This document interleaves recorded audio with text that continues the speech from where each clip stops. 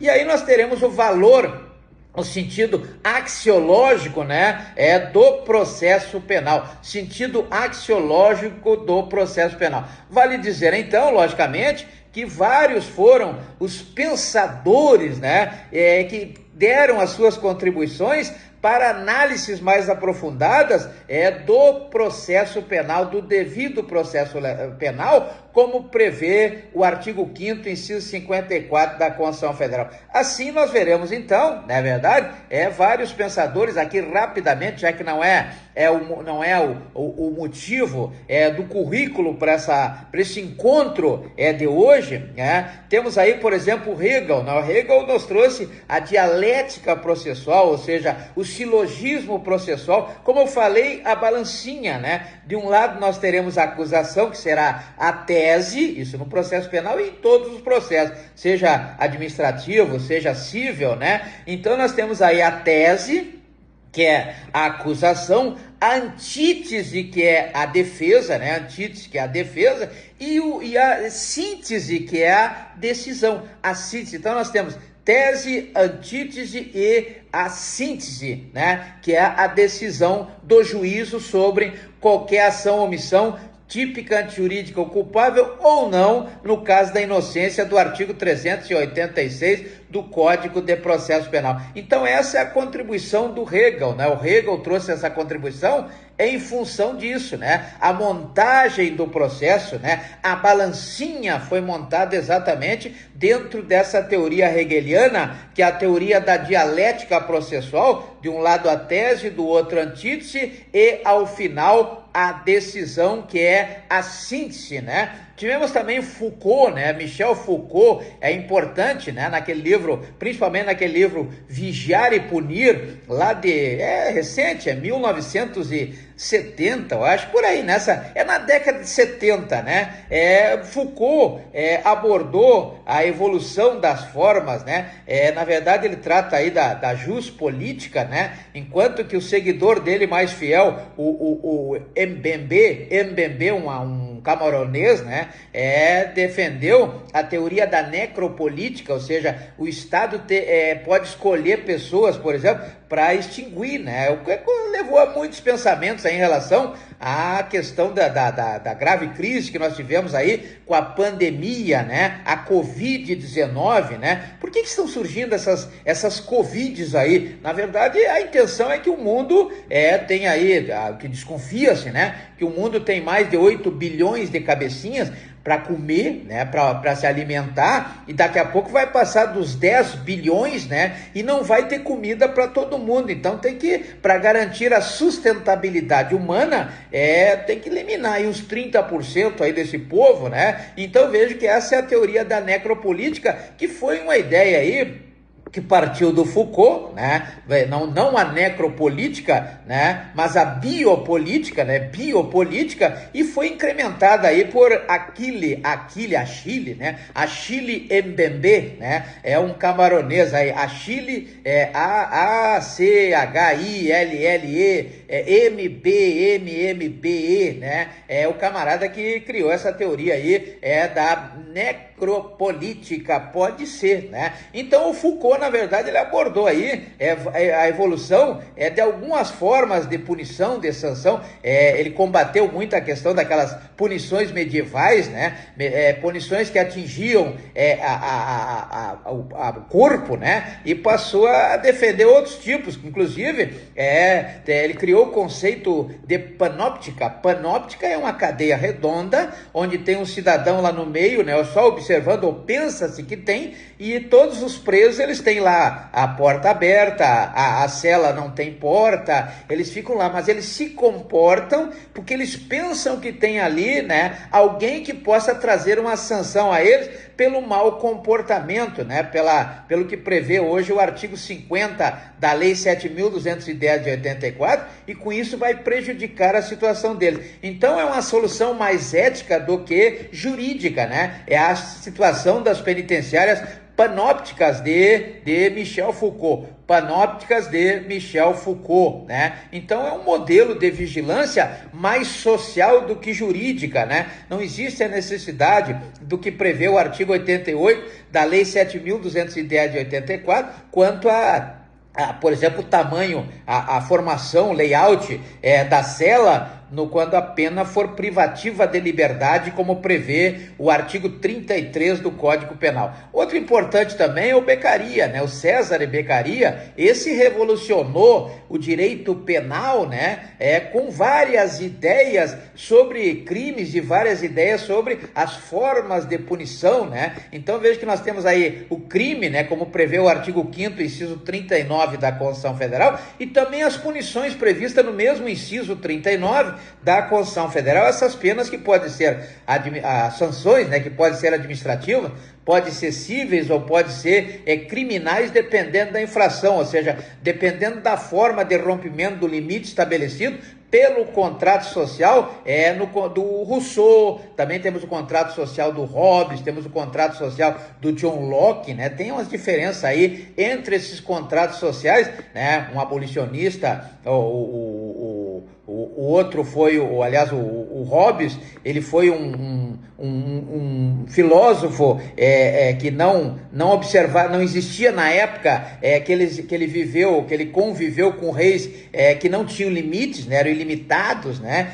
Então tínhamos aí o autoritarismo completo, total, né? Já John Locke já previu aí um liberalismo, né? O sistema liberal, etc. E o Rousseau era um socialista, né? Então veja que o Rousseau, ele trouxe aí o contrato social, que é o mais conhecido hoje, que prega exatamente isso. Cada um dentro do seu quadradinho, fazendo o que a lei manda, sem influenciar, sem autorização, logicamente, no quadradinho do vizinho, né? Então veja que tem aí essa teoria do Beccaria, que foi fundamental para o direito penal moderno, né? A questão das penas, né? Nós temos limite nas penas, como prevê o artigo 5º, inciso 47 da Constituição Federal. É vedada a pena de morte, é vedada a prisão perpétua, é vedada a pena, o trabalho forçado, a pena cruel, etc. Como prevê o artigo 5º, inciso 47 da Constituição Federal, vem exatamente desse pensamento. É o princípio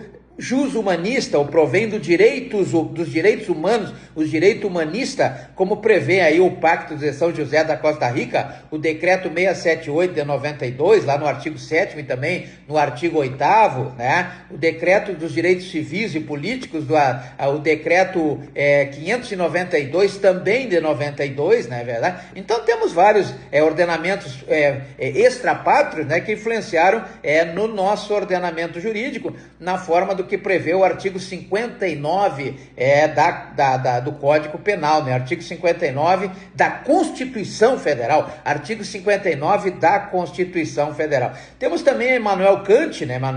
O homem que inventou aí um sistema de imperativo hipotético, ou imperativo categórico, né?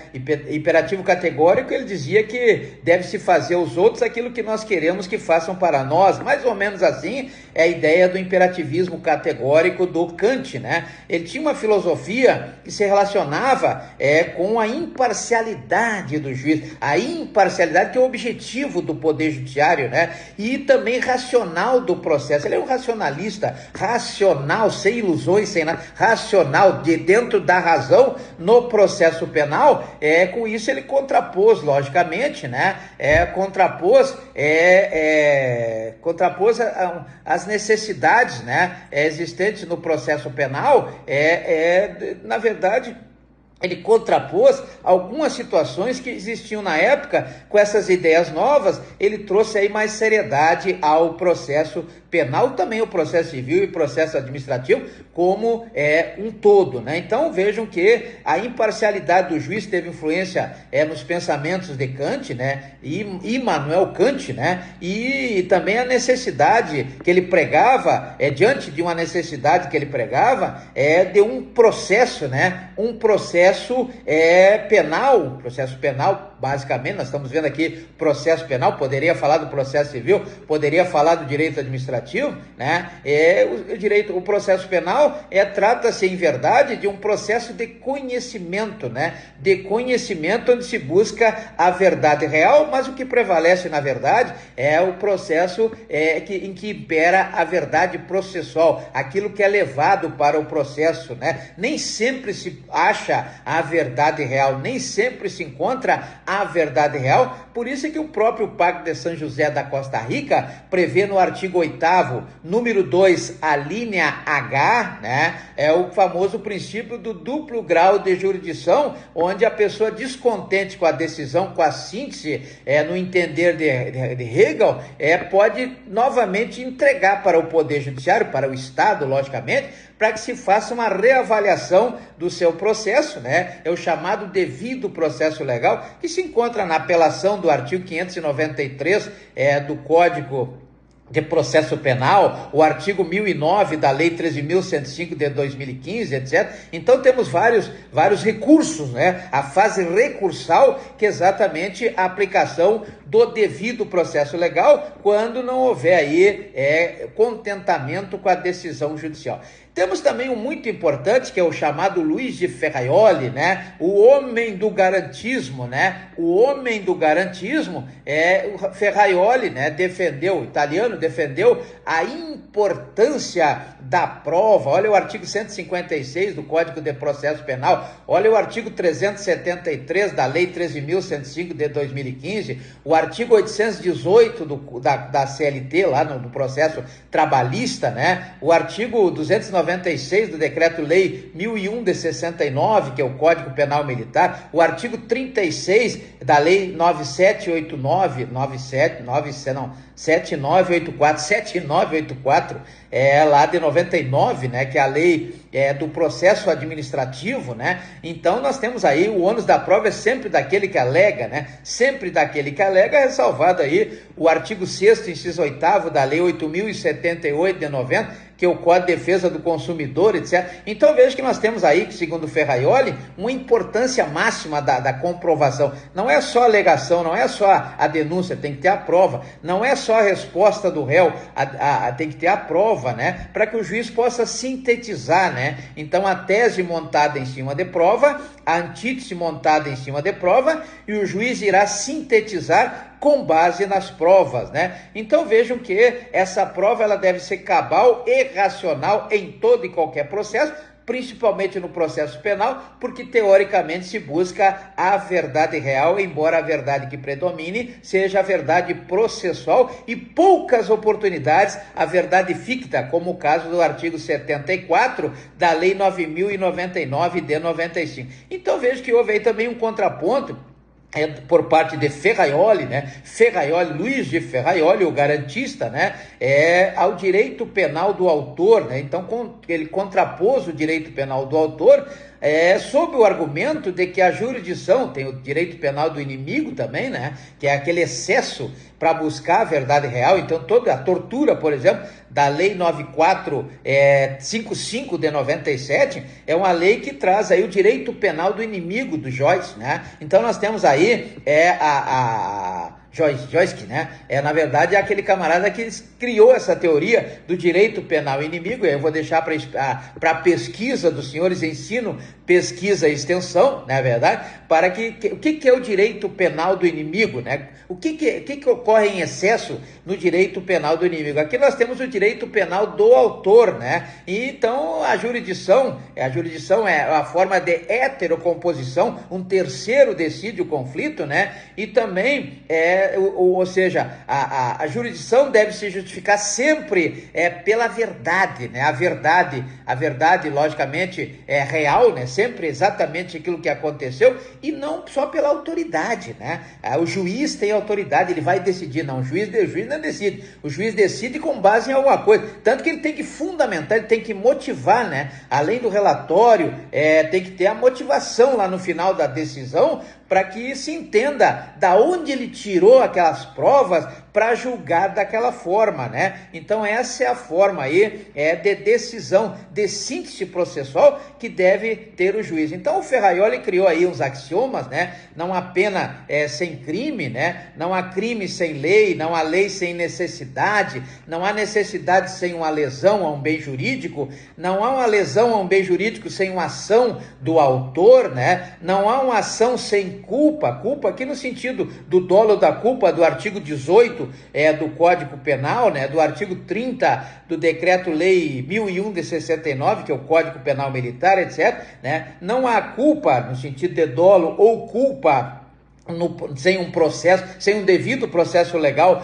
do artigo 5º, inciso 54 da Constituição Federal. Não há um processo sem uma provocação. Olha aí o artigo 5º, inciso 34, a linha A da Constituição Federal. Não há uma provocação sem provas, né? Olha o ônus da prova aí do artigo 156 do Código de Processo Penal. E não há provas sem a submissão destas provas como prevê o artigo 5º, inciso 55 da Constituição Federal, ao contraditório da ampla defesa do contraditório e a ampla defesa, né? Ou seja, são coisas distintas, uma objetiva, outra subjetiva, como prevê o artigo 5º, inciso 55 da Constituição Federal. Tivemos outros filósofos aí que trataram desse tema, por exemplo, Aristóteles. Aristóteles, embora não seja assim um filósofo envolvido diretamente com direito penal e principalmente moderno, né? Lógico, Aristóteles não poderia ser envolvido com direito penal moderno, né? Ele trouxe reflexões importantes aí sobre o que é justiça, né?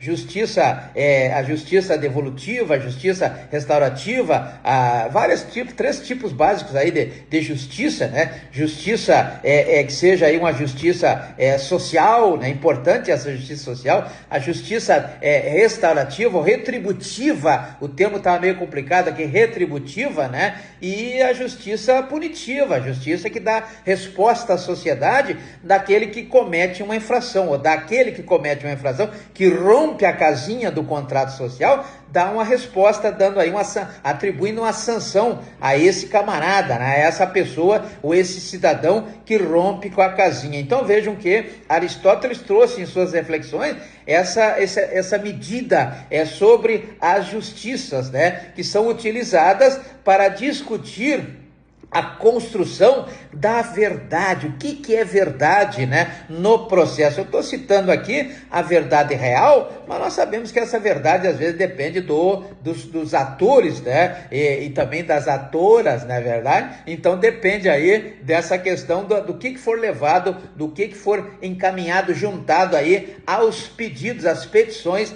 no processo. A denúncia é uma petição claramente penal, né, do Ministério Público, que é o titular da ação penal, como prevê o artigo 129, inciso 1º da Constituição Federal. Assim, é sempre bom estudar, né, alguns temas filosóficos para entender mais ou menos o direito, tanto o direito material quanto o direito instrumental. Então isso deve ser feito também no processo penal, dentro de algumas teorias. Tem algumas teorias que são importantes aí, que caem em quase todos os concursos aí, principalmente no concurso da OAB, né, no exame da OAB.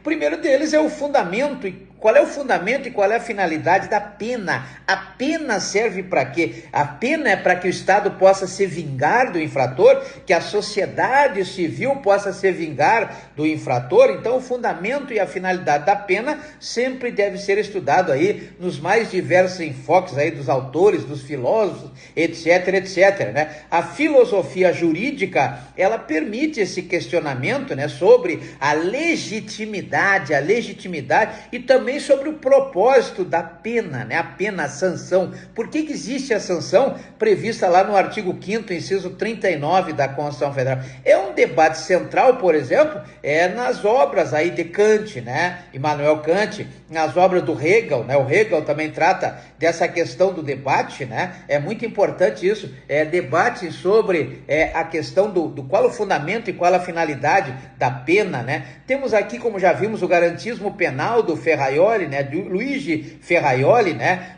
Qual é o conceito de garantismo? O que é garantismo penal, né? Qual é a influência do garantismo penal? É limitar as ações do Estado? Talvez, né? Limitar as ações do Estado ao aplicar uma sanção nesse infrator que vai romper os limites da casinha, como estabelecido aí pelo contrato social ou ao acordo entre todos, né? O contrato social é um acordo de vontades que visa criar, modificar ou extinguir direito entre todos, né? Então nós temos aí que o conceito de garantismo, ele baseia-se, conforme Luiz de Ferraioli, baseia-se logicamente na importância do devido processo legal, nos limites estabelecidos pela lei ao devido processo legal, né? Como prevê o artigo 5º, inciso 54 da Constituição Federal. Então deve ser garantida aí a verdade, a busca pela verdade real dos fatos, né, enquadrados no direito, e se a causa de pedir um dos elementos da ação ao lado das partes e ao lado do objeto mediato e imediato, nós temos a causa, o mérito, né, o mérito é aquilo que vai ser discutido, que é a causa de fato e a causa de direito, né, e também serve para limitar, o garantismo serve para limitar a subjetividade do juízo, O juiz não pode usar para decidir da sua cosmovisão, não é verdade? Não pode usar do seu limite subjetivo, ele tem que ser objetivo. A lei diz isso, então faz isso. É o que está lá no artigo 5º, inciso 2º da Constituição Federal. Outro ponto importante a ser discutido é a verdade processual, como eu já falei, a verdade no processo, né? Pode